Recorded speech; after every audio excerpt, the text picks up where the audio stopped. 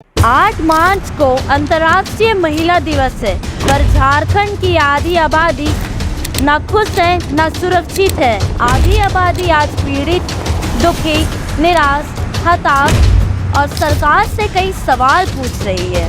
झारखंड में सबसे अधिक सेक्सुअल अपराध घटित हो रहे हैं। महिलाओं के प्रति जघन्य अपराध हो रहे हैं। झारखंड में दुष्कर्म, डायन हत्या, पलायन सबसे बड़ी समस्या है। हम आपको महिलाओं के उन सभी पहलुओं से आपको अवगत करा रहे हैं। देखें कैसे पूर्व सीएम हेमंत सोरेन की पत्नी कल्पना सोरेन निराश है, भाजपा के खिलाफ हुंकार भर रही है। दिखा दीजिए आपकी आवाज, सुना दीजिए उन लोगों को, दिखा दीजिए कि कितना डर अब आपके जहन में आने वाला है, क्योंकि यहाँ झारखंड मुक्ति मोर्चा आने वाला है। और इस धरती को मैं प्रणाम झारखंड की इस धरती में थोड़ा सा नीचे लेकिन आप हो जाएगा। विषम गुरु जी शिबू सोरेन जी जो मेरे ससुर जी हैं, उनका सफर यहाँ से शुरू हुआ और आप लोगों के साथ जुड़ते जुड़ते वो आज शिबू सोरेन जी से विषम गुरु बन गए। और ये बना है सिर्फ आपके प्यार, आपका स्नेह और आपके आशीर्वाद के साथ। जिस तरीके से आप लोगों को पता ही है, हिंदुस्तान को अंग्रेजों से आजाद कराने के लिए अरे माल पीछे करो तुम, हमारे बहुत सारे स्वतंत्रता सेनानियों ने अपनी कुर्बानी दी, वीरगति को प्राप्त हुए। लेकिन उससे जब झारखंड में वो आग 18वीं शताब्दी पहले ही हमारे यहाँ के आदिवासी लोगों ने पहले ही छेड़ दिया था, जिसे हम जानते हैं भूमि क्रांति के नाम से। आपको पता ही होगा, पता ही है। तो ये आग आपके अंदर में है कि नहीं है? और आप लोगों का यहाँ मिलन समारोह है। आज हमारे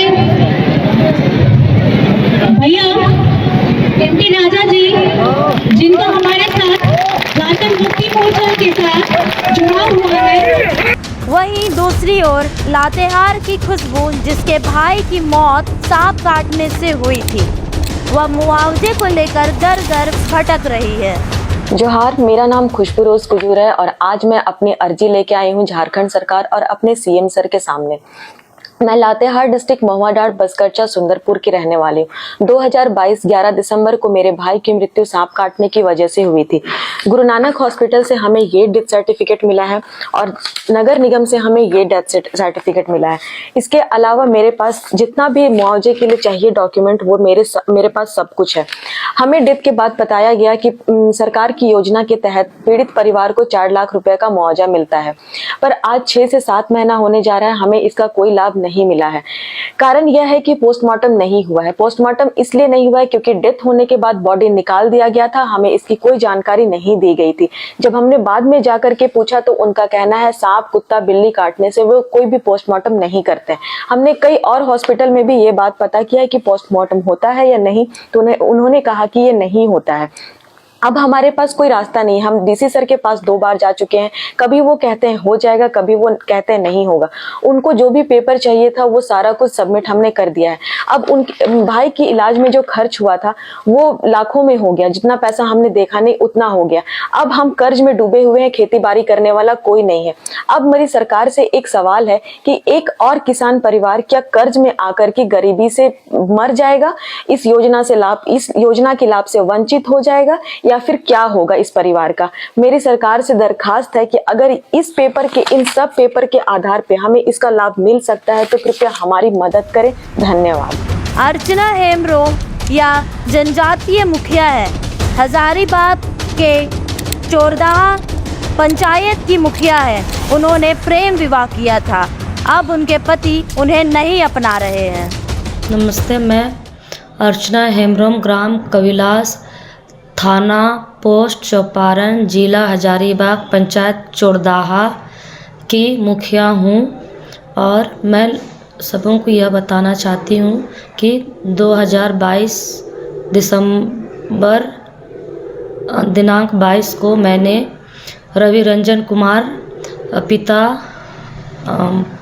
राजकुमार यादव, ग्राम सिलोदर, पोस्ट चौपारण, थाना चौपारण, जिला हजारीबाग से कोर्ट मैरिज की थी। और कोर्ट मैरिज करने के बाद मैंने और रवि रंजन ने अपने फैमिली को बता दिया था, हम दोनों ने। और लड़के के परिवार वालों के द्वारा मुझे कहा गया कि रखेंगे। उसके बाद इसी तरह से बार बार कह के मुझे टाल मटोल करते करते लगभग अभी 1 साल 2 महीना होने वाला है और अभी तक मुझे साथ में नहीं रखे। शादी के बाद से ही मैं रेंट में चौपारण में रह रही हूँ और यहाँ का जो भी खर्च होता है वो रेंट और खाना पीना सारा चीज़ का वहन मैं खुद करती हूँ। लड़के के द्वारा मुझे कोई भी सहायता नहीं दी जाती है और लड़के के द्वारा हमेशा मारपीट किया जाता है, जिसके कारण मेरे कान का पर्दा 3 बार फट चुका है और अभी तक उसका इलाज चल रहा है। और एक बार लड़के के द्वारा मार्केट में, चौपारण मार्केट में रात 10 बजे बुलाकर मेरे साथ काफ़ी मारपीट किया गया, जिससे मेरे पूरे शरीर पे फोका हो गए थे और मुझे उसका भी इलाज कराना पड़ा। और उसके माता पिता और उसके पूरे परिवार के द्वारा मुझे हमेशा प्रताड़ित किया जाता है। उनके पिता राजकुमार यादव, उनकी माता कुंती देवी, उनकी बहन अनुराधा कुमारी, सोनी कुमारी, जीजा जी और राजन यादव और सुनील यादव के द्वारा मुझे हमेशा टॉर्चर किया जाता है कि तलाक दे दो। और मुझे हमेशा नीचे जाति की लड़की कह के, आदिवासी कह के हमेशा गाली गलौज भी किया जाता है। और मुझे रवि रंजन कुमार ने 2 सप्ताह पहले मुझे जान से मारने की धमकी दी थी। और जब भी मैं बोलती हूँ कि मुझे घर ले चलो, तो हमेशा किसी न किसी वजह से बहाना बनाते जाते हैं और इसी वजह से मैं अभी तक यहाँ चौपारण में हूँ। मेरे साथ दिसंबर 2023 में लड़के ने मारपीट किया, जिसके कारण फिर से मेरे कान में चोट आने की वजह से कान का पर्दा फट गया और इलाज करना पड़ रहा है। और लड़के के पिता और माता के द्वारा मेरे घर में परिवार वालों को, सबों को बताकर उन्हें बार बार टॉर्चर किया गया कि लड़के के लिए काफ़ी रिश्ते आ रहे हैं, इसीलिए किसी भी तरीके से तुम लोग एक ग्राम सभा या मीटिंग करके जो भी करके किसी भी तरीके से तलाक दिलवाओ। इस तरह से मुझे मेंटली टॉर्चर किया जा रहा है। और जो भी काम मैं पंचायत में करती हूँ उसमें उनके पिता राजकुमार यादव के द्वारा मुझे हमेशा तंग किया जाता है, परेशान किया जाता है, किसी भी काम को करने में हमेशा बाधा पहुंचाया जाता है। इसलिए मैं बहुत प्रकार के कामों को नहीं कर पाती हूं। उनका कहना होता है कि मैं जो बोलूँगा वही काम करना होगा और मैं अपने इच्छा से कोई भी काम नहीं कर सकती हूँ। इस तरह से मुझे काफ़ी मेंटली भी टॉर्चर किया गया है। मैंने प्रशासन से गुहार लगाई, मैंने कहा कि मुझे लड़के के घर में मुझे ससुराल में रखा दीजिए, तो प्रशासन का कहना है कि ये प्रशासन का काम नहीं होता है किसी को घर में रखवाना।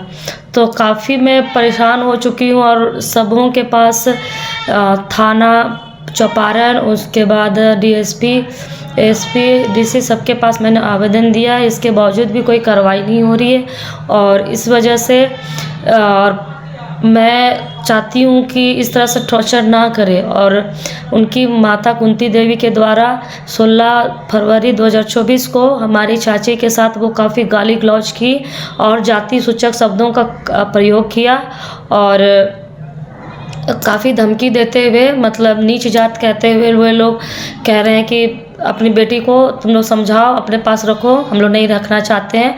और इसी तरह से कर करके मेरे साथ वो टॉर्चर करते हैं। और उनकी बुआ भी सरिता देवी, वो भी मेरे साथ काफ़ी टॉर्चर कर फ़ोन करके गाली गलौज इस तरह से की हैं। और लड़के को भी मेरे साथ इसी तरह से करते रहता है और साथ में नहीं रखते। और मैं आज 18 फरवरी 2024 को उसके घर जा रही हूँ और मेरे प्रशासन कोई मदद नहीं कर रही है, तो प्रशासन कहना है कि आप खुद जाइए, इस तरह से कहना है। तो मैं अब सबसे थक चुके, इसलिए लास्टली मैं ये कदम उठा रही हूँ कि मैं खुद अकेले जा रही हूँ और मैं वहाँ पर रहना चाहती हूँ। इसीलिए अगर किसी प्रकार का कुछ भी होता है, मेरे साथ मारपीट या नुकसान या कुछ भी होता है, तो उसके जिम्मेवार लड़के के परिवार वाले, पूरे परिवार वाले और इसके प्रशासन भी थोड़ी जिम्मेवारी है। इतने ही कह के अपनी वाणी समाप्त करती हूँ। रांची के अरगोड़ा की रहने वाली प्रमिला कुमारी, जिसके दादा परदादा की जमीन और वांझी में थी, उस 3 एकड़ जमीन को मिल्का कुमार के वंशजों ने बेच दी। वह दर दर की फरियाद कर रही है, कोई सुनने वाला नहीं है। नमस्कार, मेरा नाम प्रमिला कुमारी है। हम भी अरगोड़ा बली बगीचा में रहते हैं। मेरे दादाजी लोग खरीदगी ज़मीन 1963 में खरीदे हैं, गुड़ू मौजा गुरगांव में, जो कि मेरे ज़मीन में खरीद बिक्री भू माफिया लोग कर रहे हैं। जो कि अंचल में हम गए थे, कितने बार दरखास्त दिए हैं 2018 से सुधार के लिए, लेकिन आज तक सुधार भी नहीं हुआ है। कहीं भी जाने पे हम लोगों को कोई मदद नहीं मिल रहा है। ग्रामीण एसपी के यहाँ भी दिए हैं दरखास्त, सीनियर एसपी के यहाँ भी दिए हैं। थाना में जाने पे हम लोग को वहाँ भी कोई मदद नहीं मिलता है, वहाँ से भी भगा दिया जाता है कि ये ज़मीन का मामला है कह के। और CO CI कर्मचारी सभी लोग मिल करके, भू माफिया, ज़मीन दलाल सभी लोग मिल करके मेरे ज़मीन का खरीद बिक्री कर चुके हैं, जिससे गांव के गुड़ू पचा का मुखिया सुपल महली भी हैं। उसमें जो वंशावली बनाया है वो गलत तरीक़ा से बना करके उसका खरीद बिक्री करवा दिए हैं। आप पूर्व में एक और मुखिया थे जिसका नाम कैलाश पहान है, जो कि उनका भी एक वंशावली सत्यापित करके और दे दिए हैं, जिसके चलते खरीद बिक्री ज़मीन का हो चुका है। दोनों डेट हम लोग के पास, हम लोग सर्टिफाइड कॉपी निकाल चुके हैं, जिसके द्वारा हम लोग को पता चला कि हम लोग का ज़मीन बिक्री हो चुका है। और मांझी में जो हम लोग का ज़मीन था उसमें दलाल लोग बेच दिया है। गुरगांव मौजा हम लोग का ससुर लोग का ज़मीन था, गणपति साव, झलकू साव, हरी साव। गुड़ों ने ज़मीन है और गुड़गांव ने ज़मीन है, सके दलाल बने ज़मीन के बेच दे हथे। हमारे ससुर बन ले रहते, तीनों ससुर और सब ने दलाल बने मिल के बेच दे हथे। से कहूँ जाती है सुनाई नहीं देवत है। यह TV45 का एक प्रयास है कि कैसे राजा से लेकर रंग तक के परिवार की महिलाओं की झारखंड में क्या स्थिति है, उसकी एक झलक आप तक पहुंचे, सरकार के मुखिया तक पहुंचे, इन महिलाओं को न्याय मिल सके, इंसाफ मिल सके।